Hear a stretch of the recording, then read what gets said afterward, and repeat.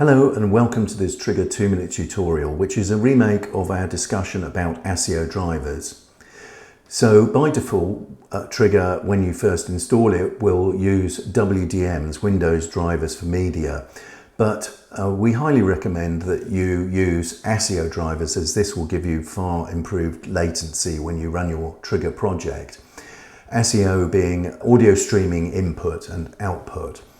So the way we set ASIO up, we have to configure it first, which is quite a simple process. We'll go through it now.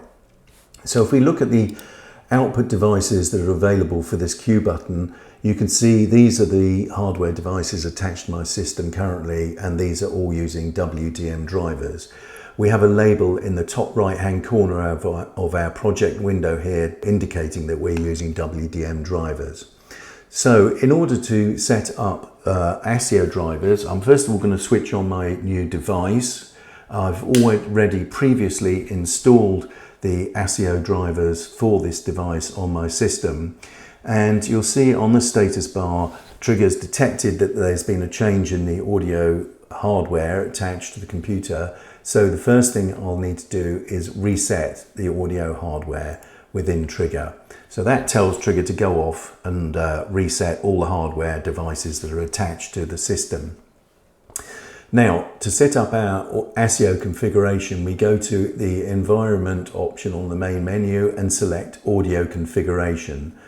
So you can see here we're using WDMs at the moment, so we'll switch this over to ASIO. We get a little warning message here, but that's okay, just ignore that for now.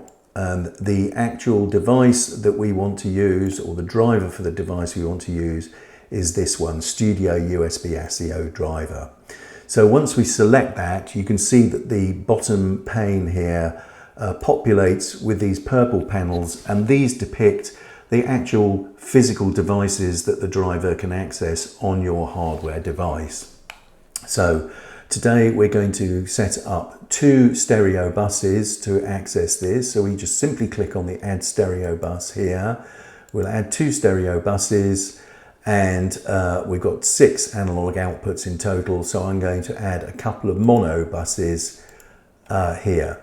You can choose to rename these buses to something that might be more relevant to your project, but for today we will just stick with the default names that Trigger has given them. Likewise, the actual configuration file itself is given a default name by Trigger, and we'll stick with that today, but you could rename it something else if you wanted to. We'll save that configuration file like that and click Done. And now you'll see that up in the top right hand corner of our project window, we've got this label has turned to blue and it says ASIO. That denotes that we've correctly set up our ASIO configuration and it's been opened successfully. And now if we look at the output devices that are available on this button, you can see we've got the buses that we've just added to our configuration: stereo bus 1, stereo bus 2, mono bus 1 and mono bus 2.